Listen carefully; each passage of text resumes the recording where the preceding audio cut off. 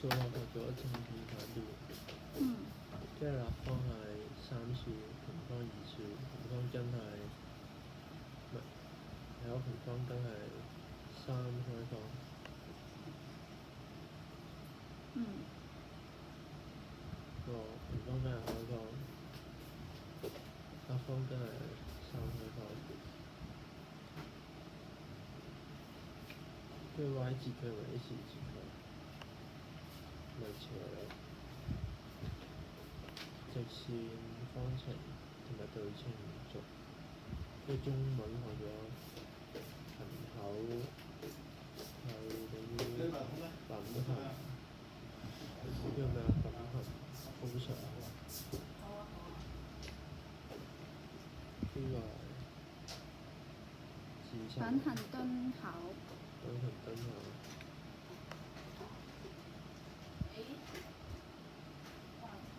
跟住點讀啊？磁生。磁生等於文磁生喎。咁我哋做咗數學先啦。數學咧，我今次想拿一個目標喎。你記唔記得上次咧，通常係錯啲咩啊？符號。符號，仲有咧？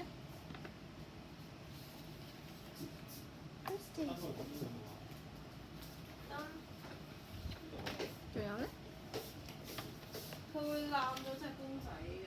符號同埋睇錯嗰啲正面反面。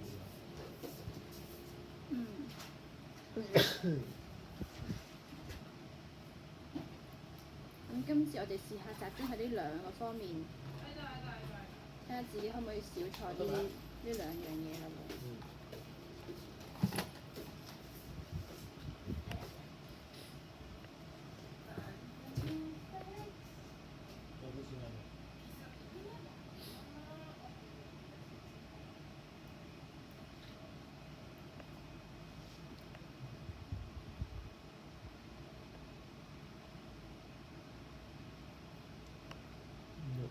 字形錯到完，手寫去就變。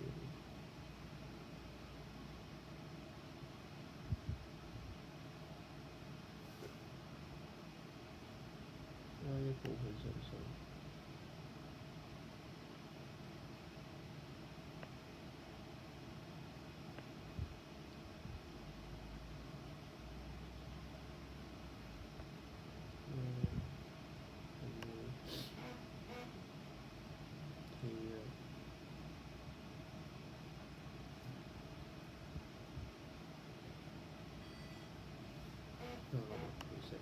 冇錯。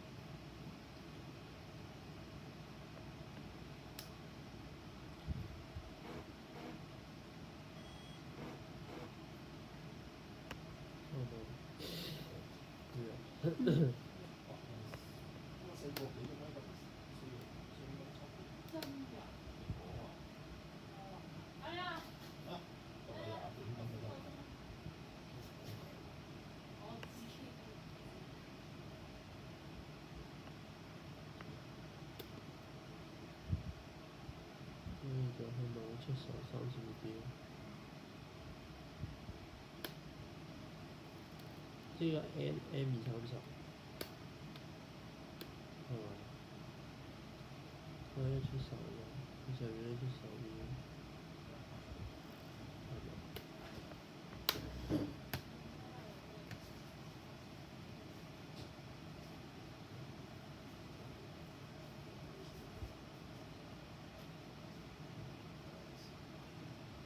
呢個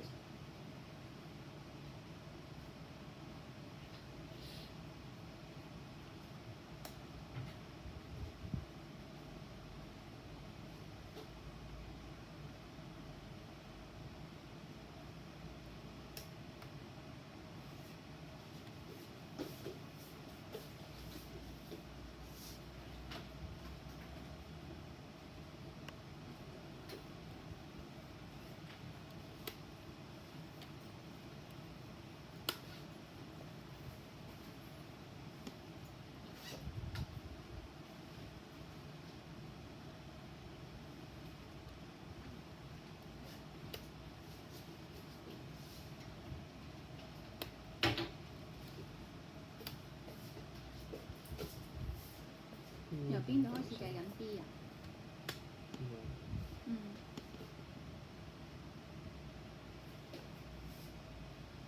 唔將呢度減呢度。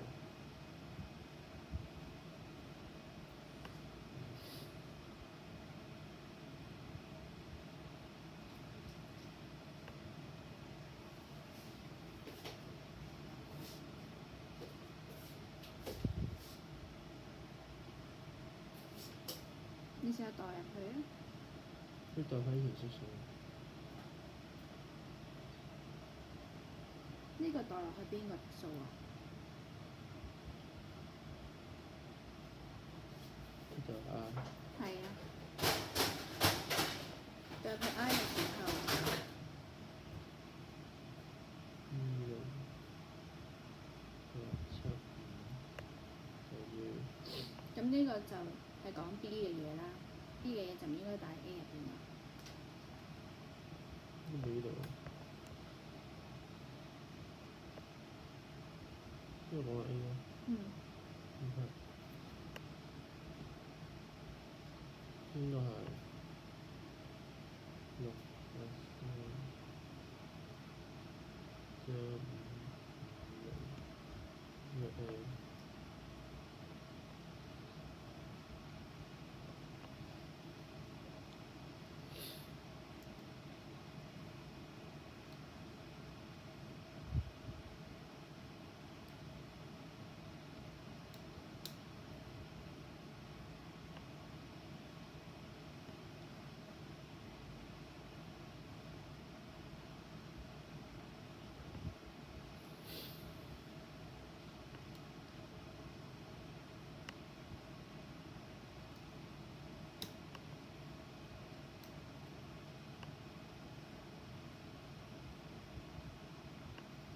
53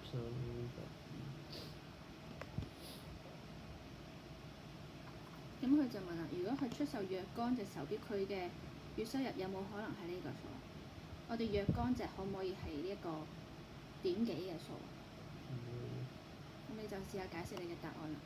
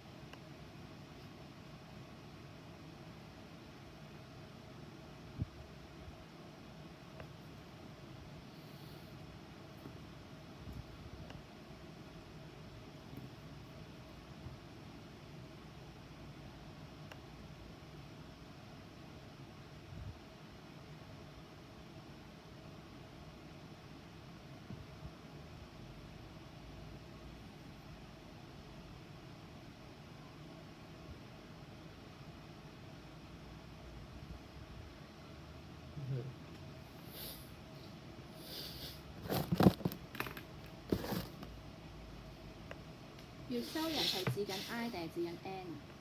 嗯佢該月嘅收入係指緊 I 定係指緊 N 啊？I 啊嘛。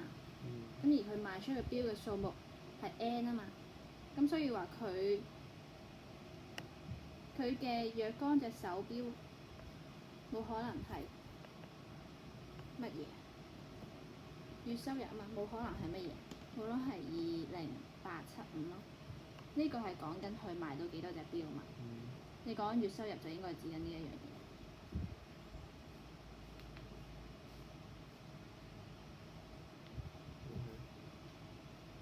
OK，咁我哋試下下一題。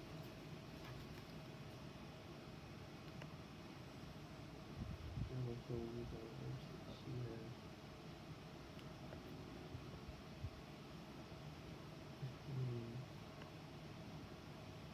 同佢上上咁樣。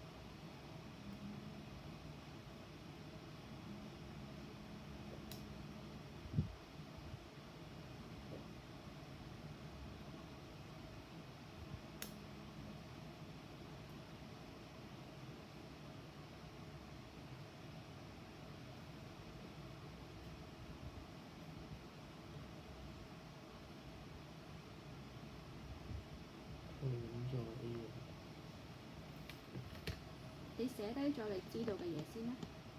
寫低咗。好，呢個高度 H，裝飾品為 P 一部分係常數啦，另一部分隨住 H3正變啦。H 等於3嘅時候 ，T 等於84，啱啦。H 等於5嘅時候 ，T 等於280，篤到出嚟啦。跟住求一個高度為4cm 嘅 X 牌子嘅價錢。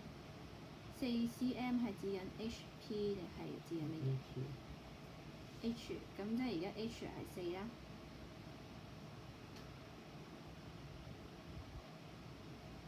K2係2，啱啦。跟住咧，價錢158啦。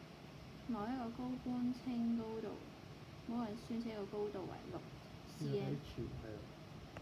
係咯，即係你已經知道 H 係乜嘢咯喎。呢度有4個高度嘅價錢高於3個高度均為4cm X 品牌嘅總價錢。咁呢個宣稱係咪正確嘅咧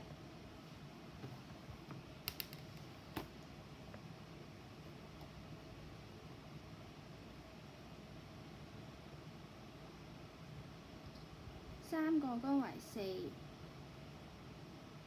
4cm X 品牌，咁即係呢度有3個啦嘅總價錢。咁即係呢度加減乘除啊？加，即係呢個3個加埋一齊。呢個係第一件商品，呢個係第二件、第三件、第四件。咁即係邊一個大過邊一個嘅總和啊？係啦，1大過2加3加4啦。咁我哋1嘅總價錢咧係 P 係咪？咁我哋計咗 P 先啦，係咪？跟住再計呢3個人嘅 P 加埋啦，係咪？睇下佢係咪大過呢個咯？咁條式應該點寫啊？首先你一步一步嚟啊，第一步計咗呢樣嘢先啊。等於幾多啊？6係講緊邊一樣嘢啊？即係用呢條式計咗6先。計咗6，計咗 P 先 ，P 係個價錢啊嘛 ，H 係個高度啊嘛。即係需要代翻6入去。你寫條式嚟睇下先啦。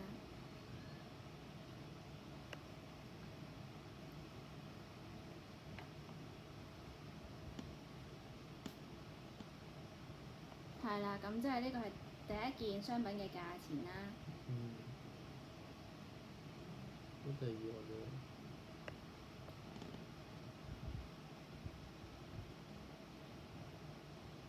跟住咧？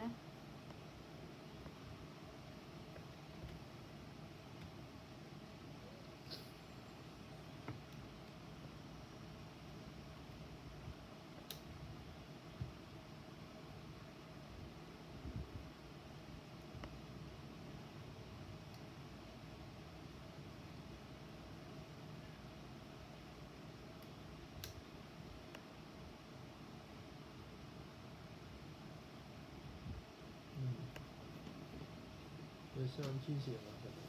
跟住咧，跟住要計咩？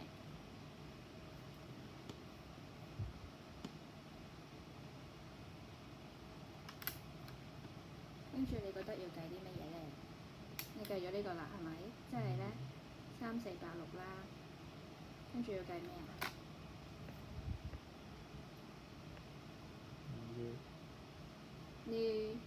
呢一個係指緊呢個6cm 第一件貨品嘅價錢啦。跟住而家有3個高度均為4cm嘅貨品嘅價錢，係咪？呢3個加埋，佢而家講緊呢一個係咪大過呢3個加埋啊？唔係，咁應該係乜嘢啊？你讀一次嚟聽下。某人宣佈一些宣稱一個高度為6cm的 X 品牌飾品的價錢高於，跟住高於係大過定細過啊？大過。咁個符號係乜嘢？係啦，3個高度均為4cm，高過3個啦，咁即係呢3個要加埋係咪？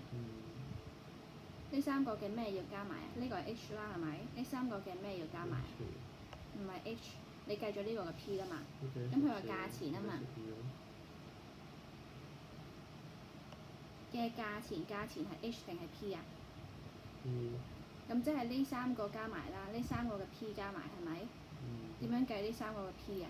將要加3000。係啊，咁而家咧呢一個 P 係講緊6cm嘅 P 啊嘛，呢個係講緊4cm嘅 P 啊嘛。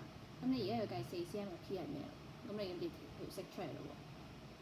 因為4cm 呢條。呢條呢條4cm，呢個係6cm係咪？咁你4cm你計咗個 P 咧，係應該點計啊？你係將呢個 P 乘3啊嘛，咁佢呢度係4cm，H 係等於4啊嘛，佢唔係 H，佢唔係12cm啊，呢個係4。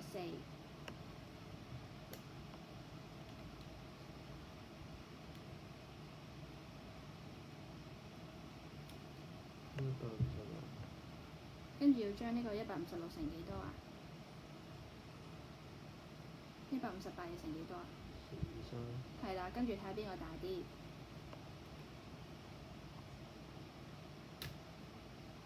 佢大啲咯。咁即係呢句説話啱唔啱啊？啱。咁你就解釋下點解咯喎。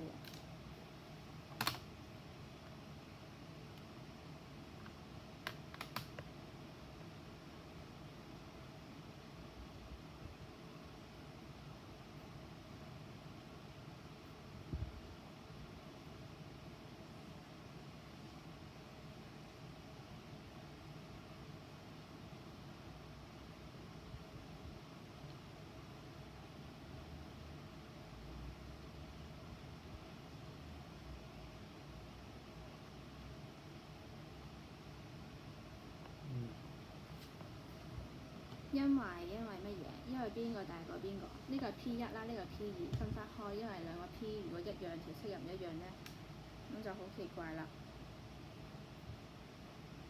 因為6cm 細過2cm 係咪？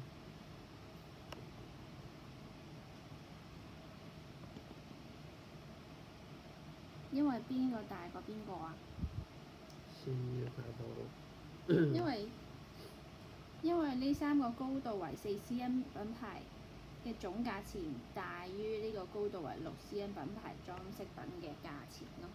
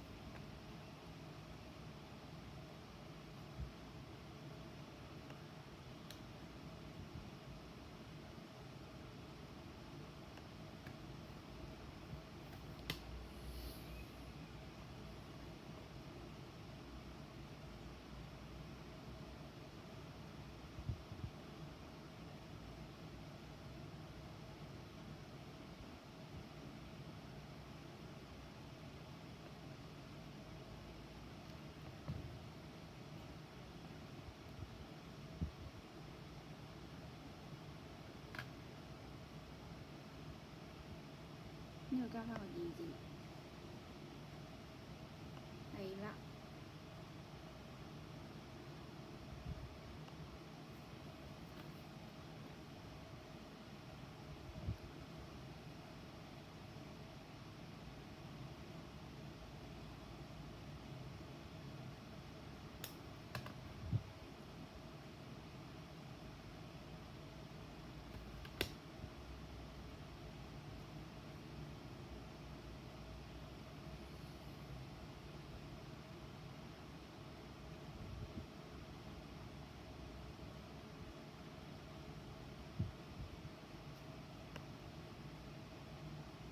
呢個波呢個咪呢係咗 S，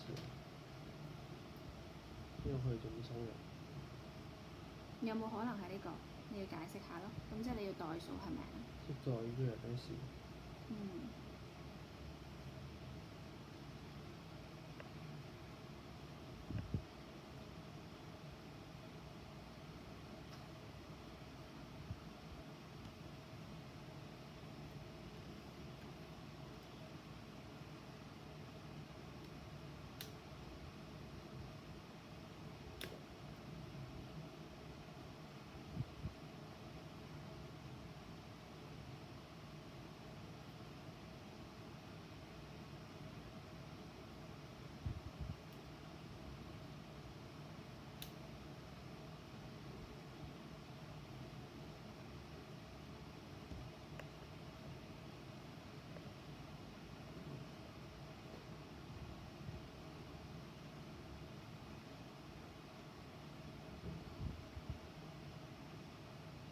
即係呢個。有咩？你答佢呢係咪？38。得唔得啊？啱唔啱啊？呢個係204嚟喎。啱唔啱先？知。咁你要諗下點解你唔知道先？嗰條題目問咩先？問佢出水啊嘛。若干件珠寶，佢嘅收入有冇可能係3萬？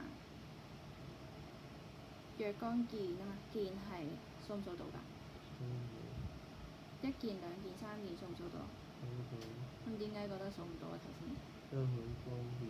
若干即係某一個數字，即係唔會有點數嘅。1件、2件、3件就係若干件啦。咁佢係書面語咁樣寫嘅啫。咁有冇可能？有冇可能係佢賣出若干件嘅時候，佢嘅收入就係3萬蚊？咁而家佢呢個 N 係等於幾多？咁即係38件啦。佢賣出38件嘅時候，佢嘅收入係幾多？應該買22嘅呢個。你賣出22件嘅時候 ，S 即係幾多錢咧？佢嘅收入就係20,400蚊啦。咁佢賣出38件嘅時候，佢嘅收入係幾多啊？有。係啦，咁有冇可能？有。係咯，你調翻轉諗就知啊。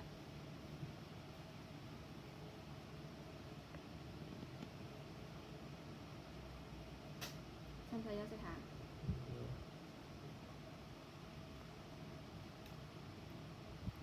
咁我哋總結下啦，呢一度有啲咩難嘅地方咧？就係可能若干呢個字嘅意思啦，即係一個冇小數點嘅數啦，可能個件係冇小數點嘅。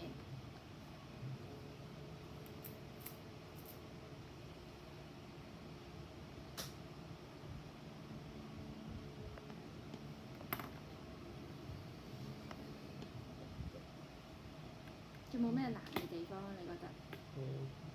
冇，咁即係呢份 OK 啦，超咗啦。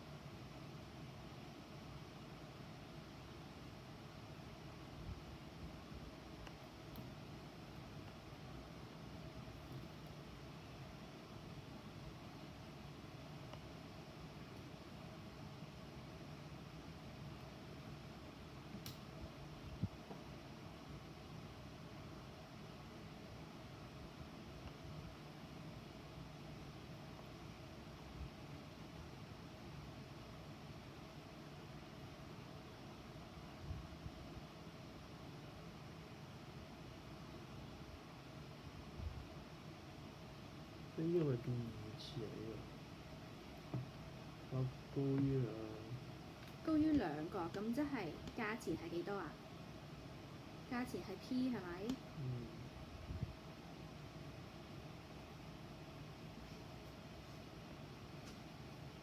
價錢係 P 啦，係咪？咁即係呢度有幾多個 P 啊？咁即係你計咗一個 P 之後要再乘以，係啦，咁即係個 H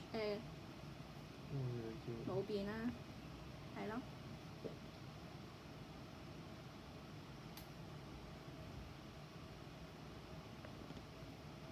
173乘以266，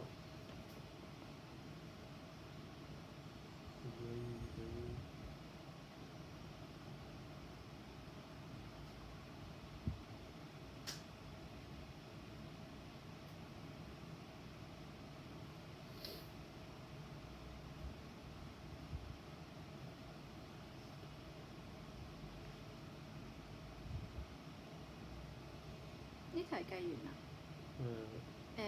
喺呢度。OK，啱得。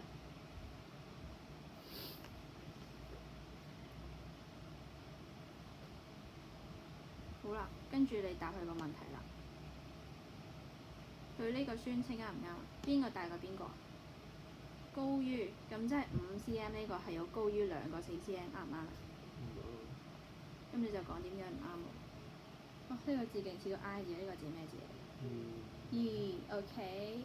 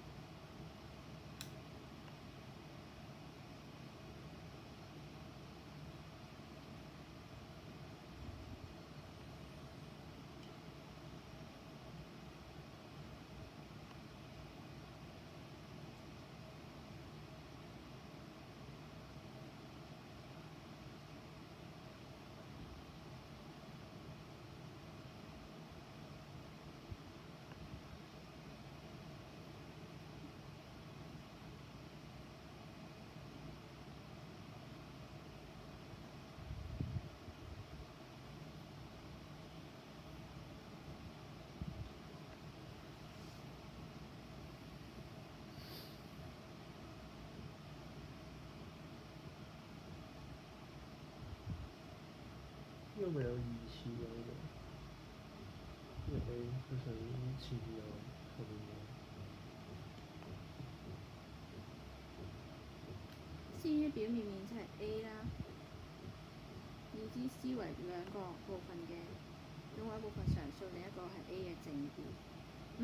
啱啦，跟住計完出嚟咁要會唔會二次嘅咁多？冇啊，即係直接代入去得嘛？冇錯，即係直接代13。係。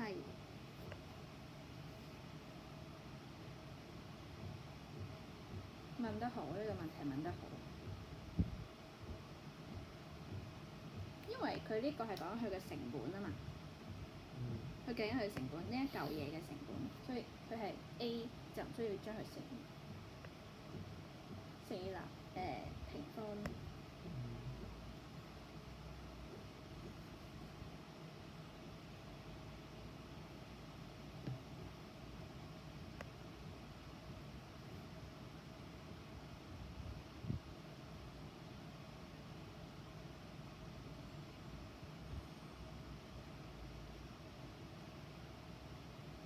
咁咪乘8將95乘8。嗯。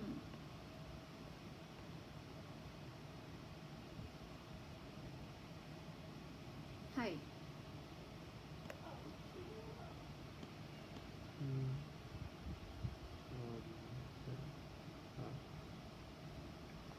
非常好啊！你掌握到啦。760。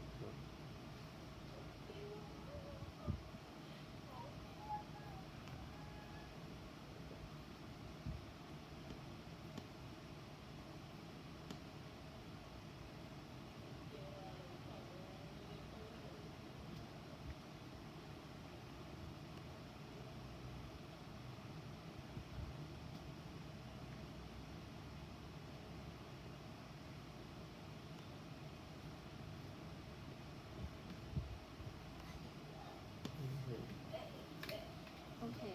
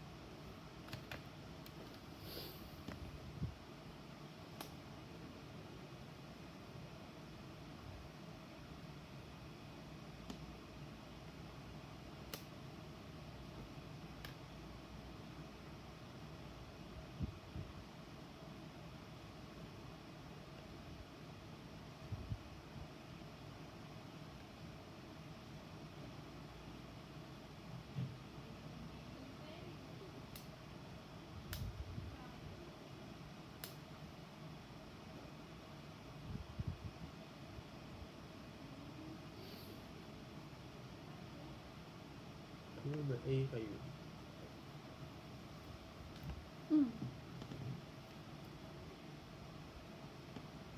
非常好啊，百分比。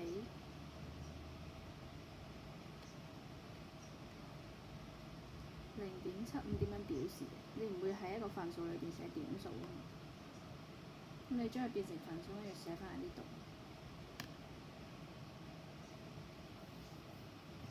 然後 x 增加35，y 減少25%。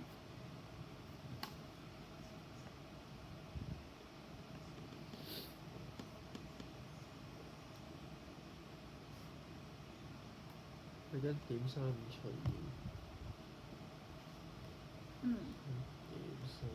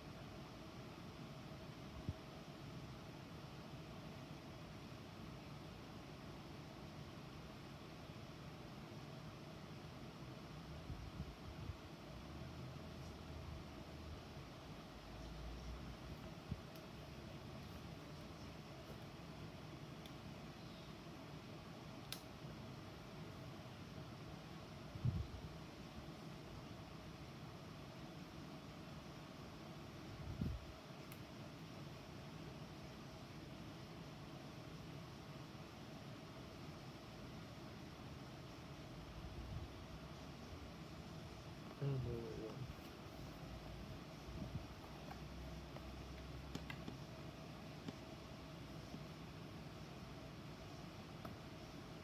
x 增加35%，跟住呢個 x 減咗一半，y 減少咗20%。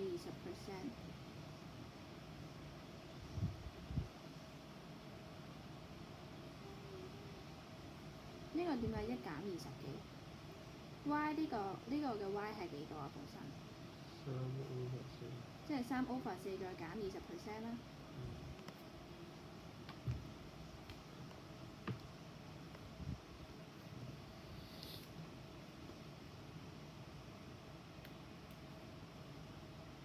OK 啊，其實你做得幾好啊呢一個部分，因為你唔使背公式啊嘛。所以咧，如果要背公式嘅地方，你背完咧，基本上咧，你合格就好容易噶啦。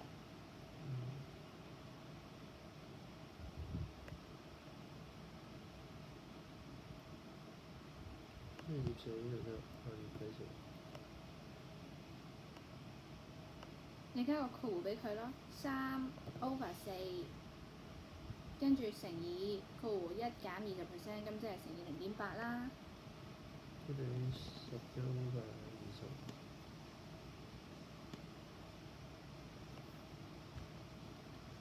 呢個係3除4啊嘛，3除4乘以0.8。呢度你除咗一半啊嘛，係咪？咁但係呢一個部分你係3/4y啊嘛，佢要乘以幾多啊？佢減少咗20%，即係乘幾多啊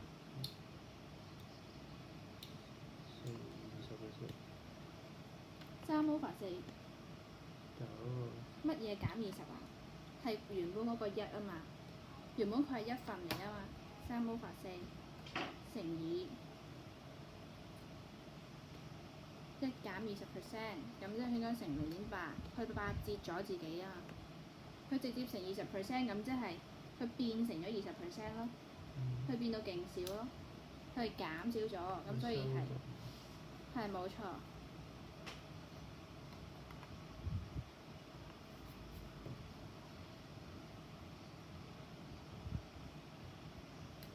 點解呢個可以直接乘0.5咧？係因為1減50%等於50%，咁你咪直接乘咗0.5咯。如果佢話佢直接變成咗20% 嘅，咁你咪直接乘20% 咯。呢個 x 唔使變。x 係啦，x 唔使變，跟住 y 增至2倍。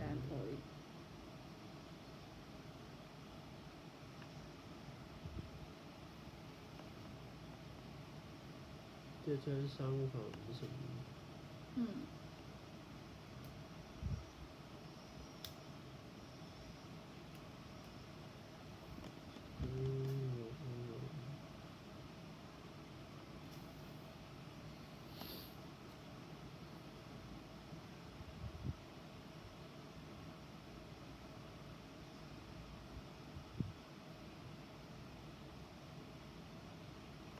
因為會以來嘅。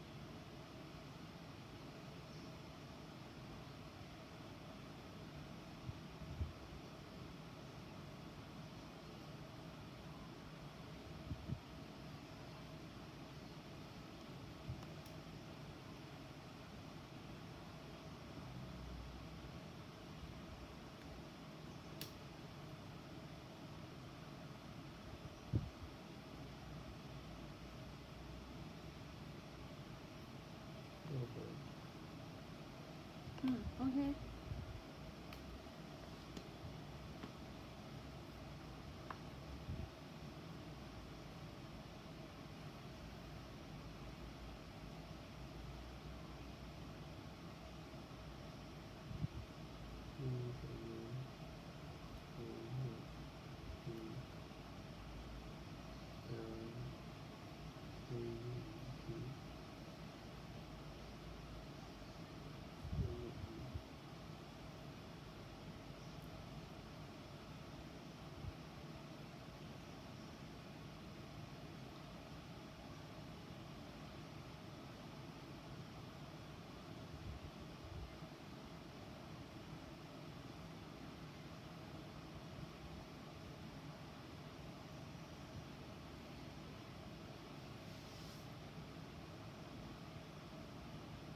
會唔會拉個邊嘅啫？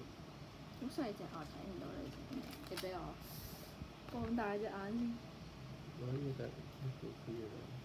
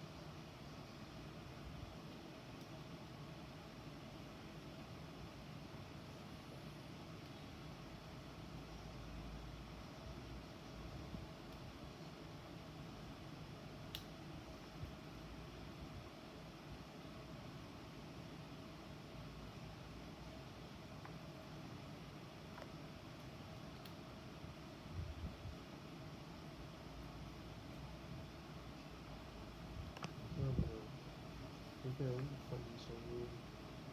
嗯，睇下先。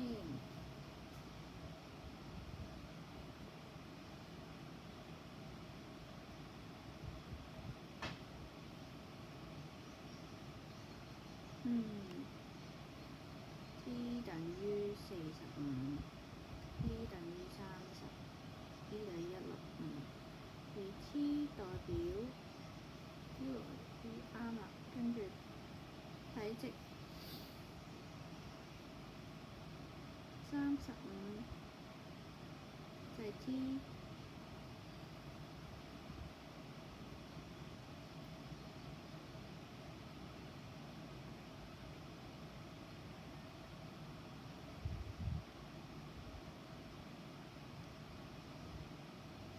呢度啲亂多謝。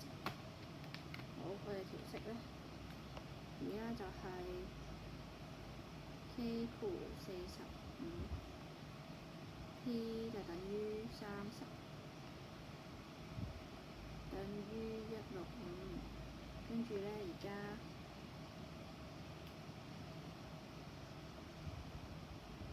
等於35，cm 就等於275。跟住就 AR 係等於幾多？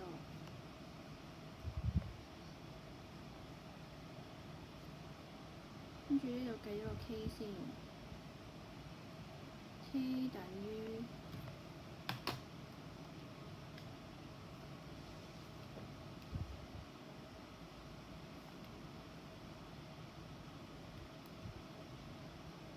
呢題 K 計錯咗。你試下手計，呢個45除30啦，等於1.5啦，1.5調過去。呢個我取消。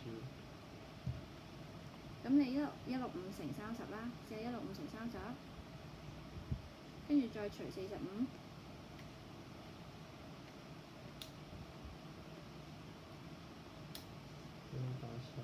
係啦，好啦，咁我哋睇下點解會錯咗先。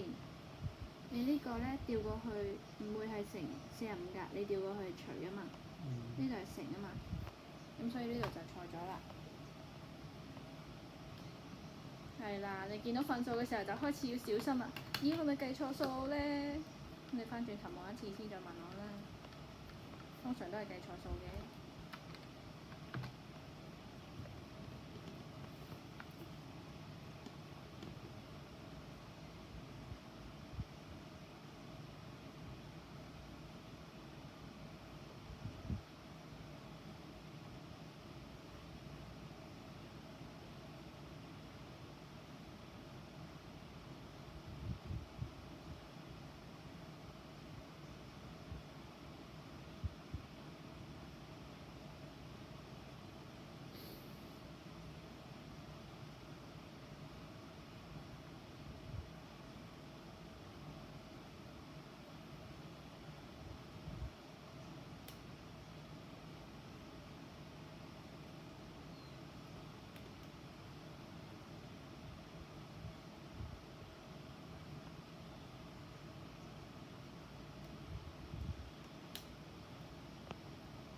t 等於14。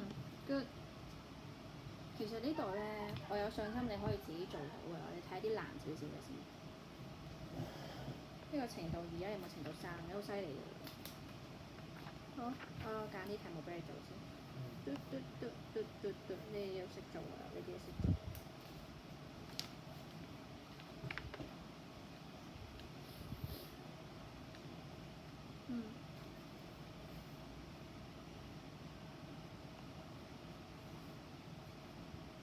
借呢題啊！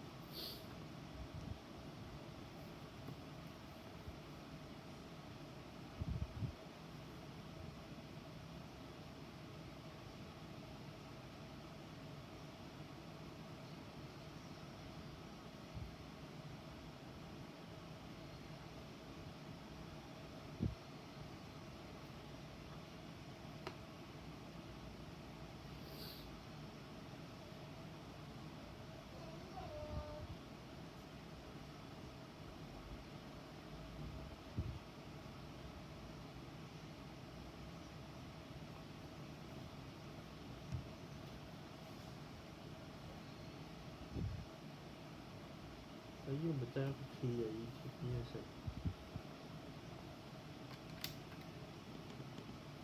加為 T，跟住收入為 I，跟住你可以得個貸款為 L，已知 L 除 T 正變，跟住除 I 嘅平方根，反變，呢個得一個 key 嘅呢個食法。仲有呢個係反變嘅。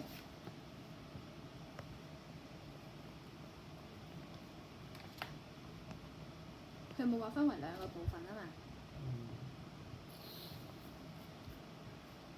所以文字題嘅時候，我哋就要圈翻啲重點出嚟咯。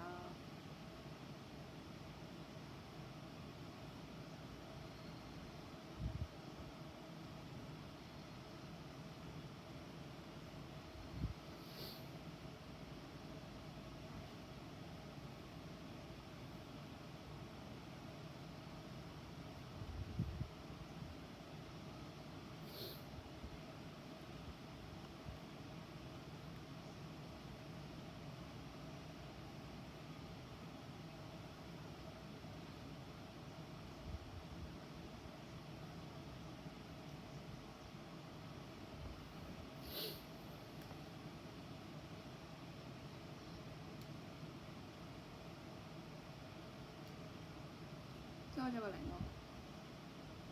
喎，2、4、3個零，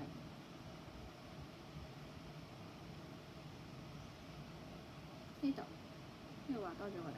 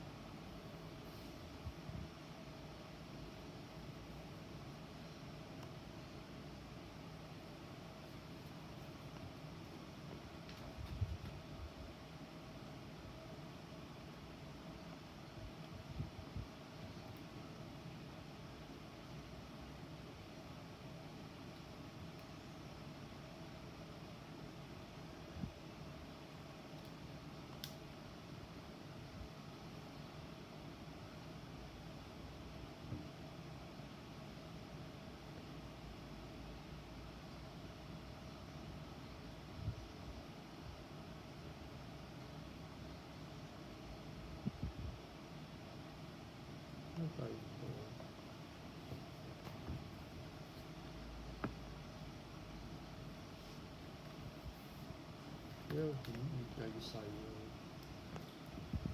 當時有1800，跟住變1800，跟住再計變100，變18，跟住跌落去。啱啊！貸款金額為 L，每年嘅學費係咁多，佢家庭收入係咁多。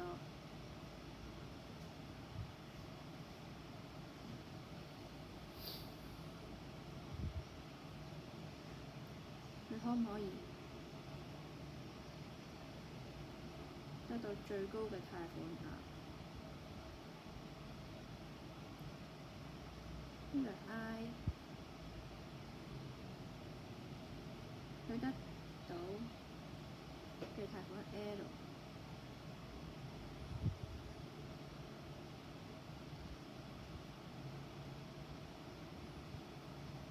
呢個未必相等嘅，知唔知點解？因為你要計 L 啊嘛。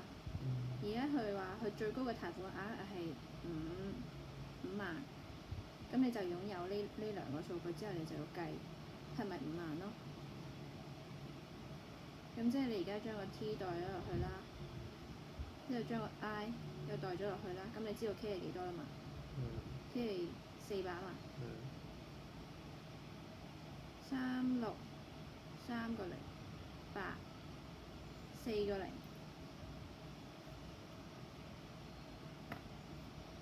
你要再篤咯喎，呢個你未必相等嘅，你就唔好話喺嗰邊住先。乘3個0，再8 4個0，180咁少。好，重新計過先。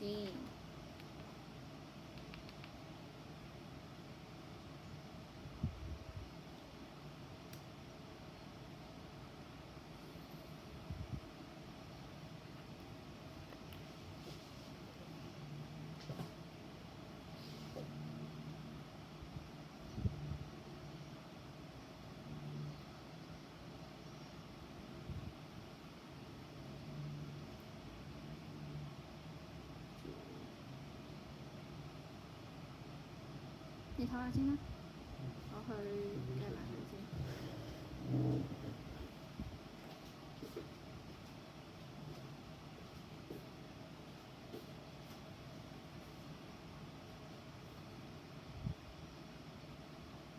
啊！你漏咗嘢。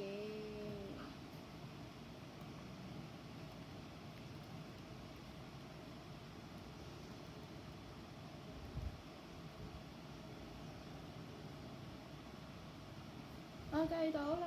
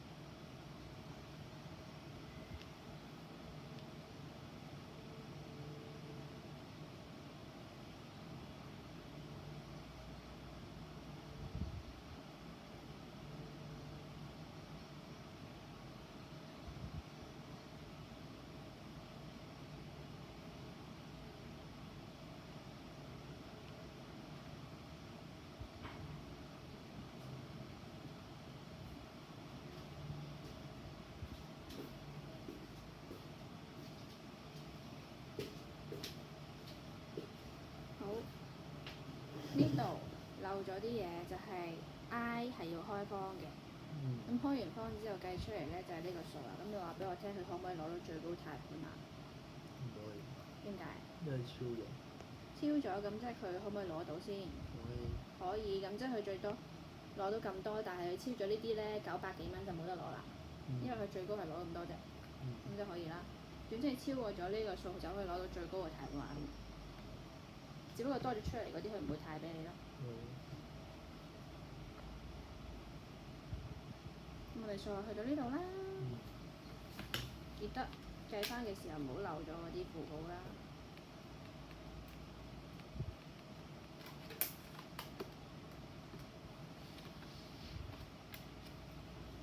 層先，係咪就咁撳呢個掣？我打開中文科。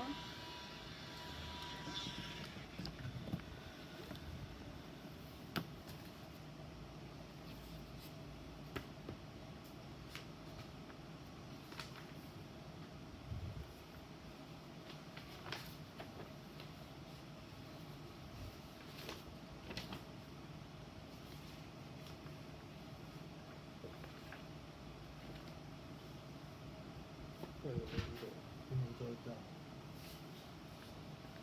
就係講我哋上次要做嗰 SE 啊。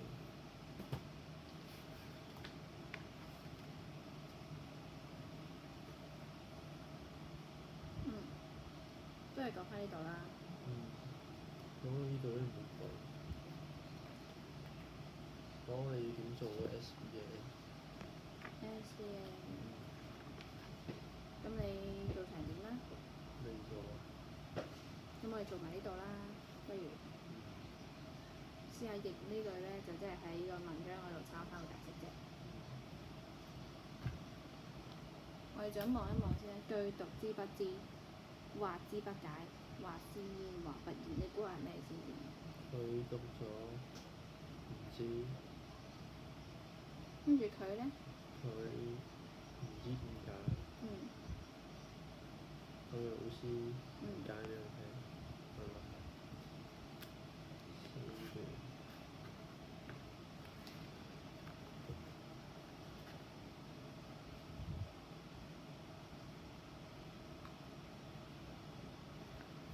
我不懂佢讀。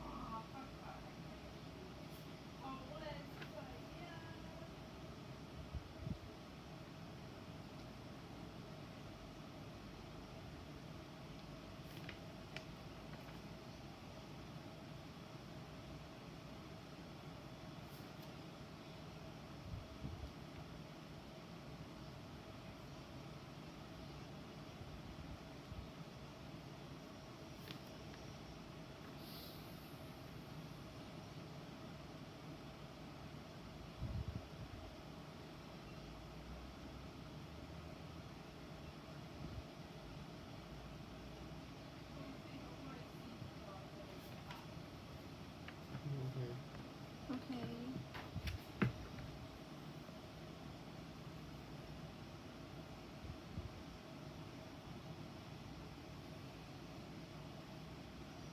嗯，好啦，咁呢題咧做咗啦。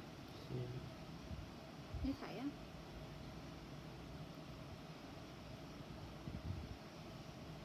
做咗第5題先。第6段題圖統知係論證咗啲咩？用咗邊兩種論證？舉例論證，咩叫舉例論證？舉啲例子出嚟。咁你會見到啲咩字啊？例如啦、比如啦、引用咧，你會見到啲咩啊？有可能。係呢個咧。比喻有像嗰啲。係演繹咧。演繹唔知喎。好，演繹咧就分3個嘅，一個係大前提，一個係小前提，跟住就有個結論。即係所有嘅阿媽都係女人，呢個係大前提啦。咁你阿媽係女人，咁我結唔係你阿媽，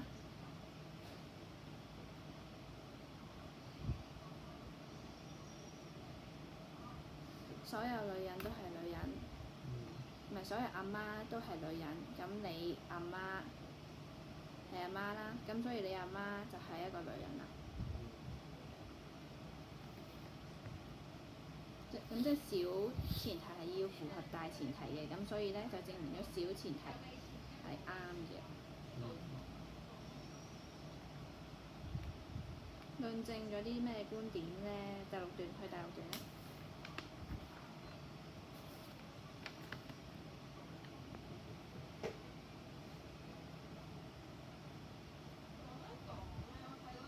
有忍耐，有包。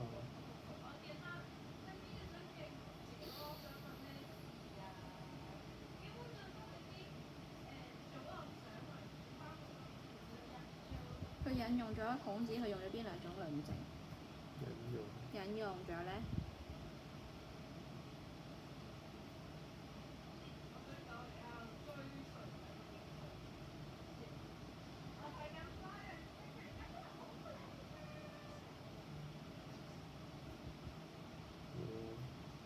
嗰張紙嘅喎。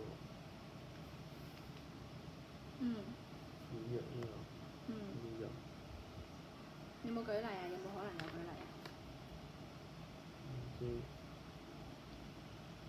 由呢度開始啦，三個人一齊行，其中一個就係個老師，所以學生唔一定比老師差，老師都唔一定比學生有得行，只要彼此喺領域裏邊領悟到道理上有先後。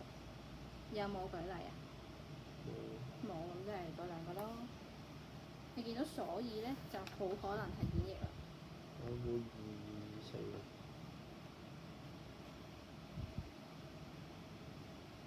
演繹係啱嘅話咧，咁就係1或者3啦。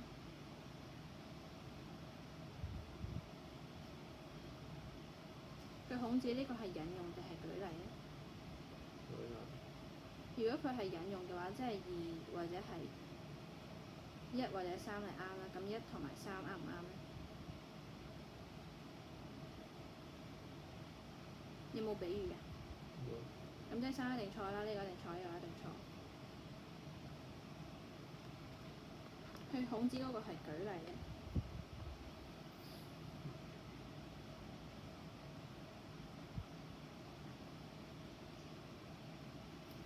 孔子曾向呢啲人學習啊嘛，咁即係佢係舉例咯。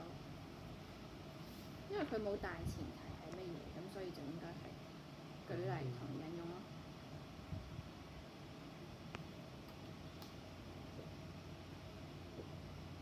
呢題啊，本文認為那些愛其子第4段的人，第4段。愛其子一些愛兒子。就挑選老師嚟教導，但對於自己卻把投師當成為一個可恥嘅事，就令人好不解啊！咁佢哋犯咗啲咩錯呢？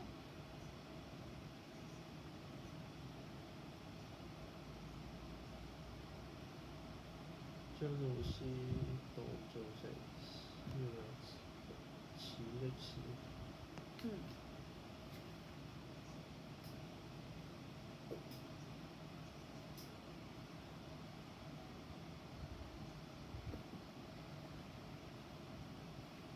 小問題願意向人請教，有啲人咧就唔請教老師，小問題同問，大問題就唔問。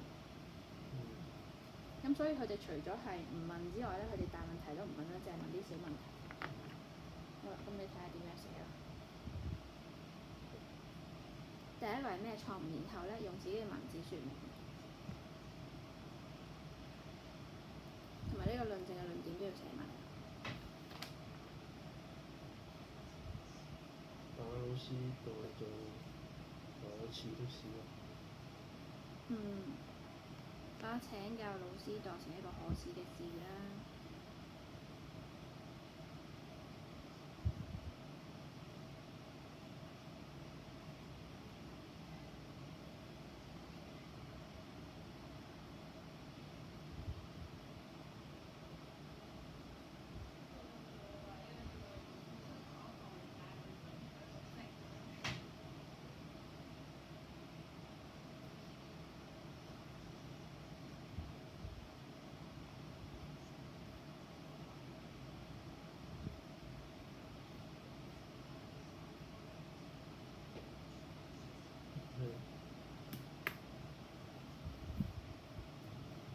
呢個就係佢哋嘅錯誤。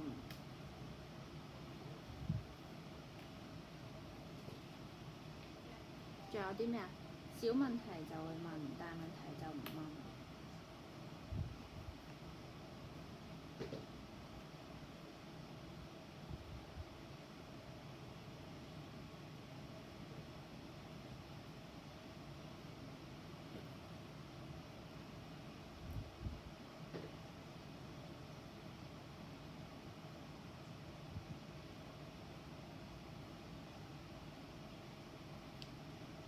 返緊工，拜拜。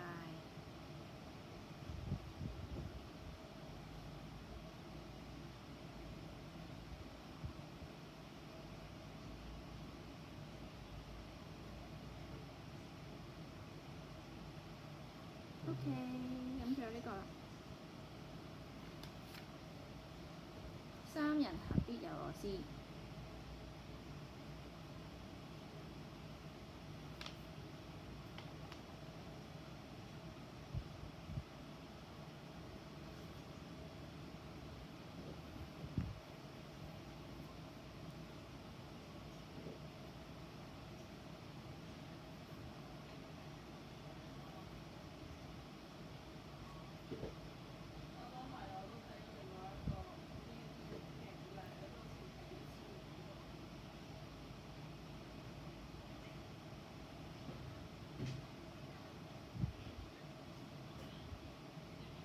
需要抄上去。呢個咯。即係呢句抄上去。你講呢個我反而冇睇。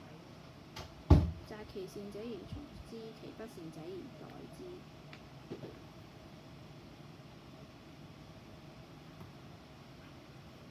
呢句咯。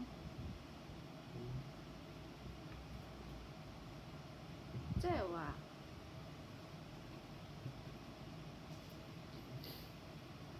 每個人都有自己嘅專長，咁所以呢，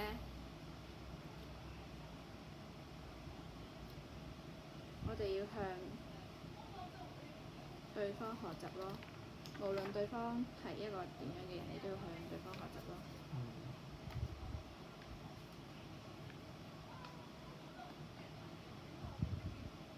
呢個你可以寫咗先啦。邊啲咩人？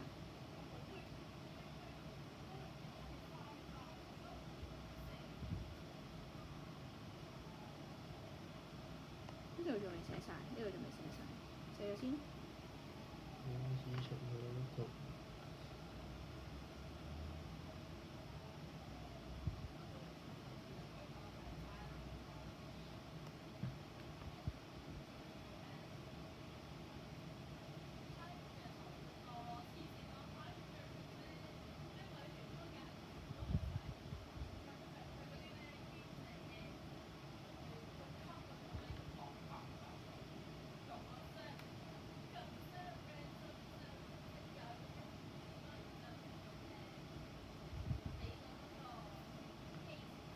呢首嘅公主。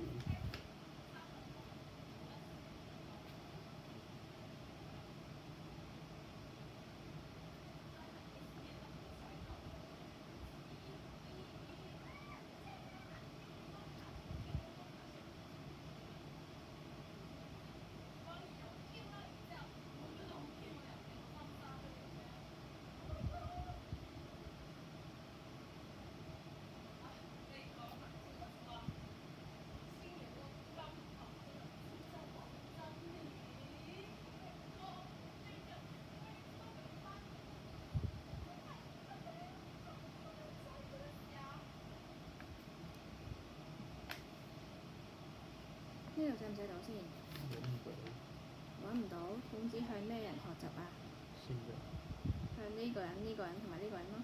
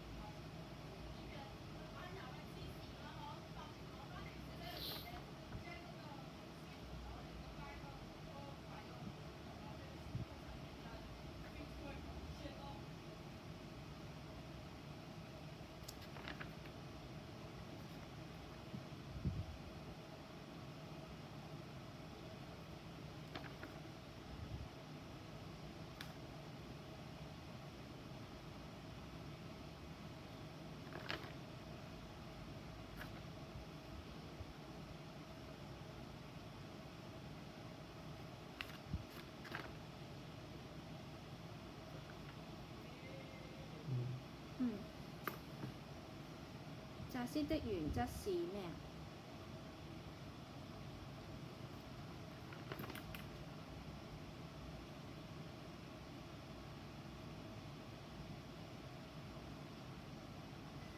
對方喺學習技藝方面有專長，學術技藝各方面有專長，學術技藝各方面有專長。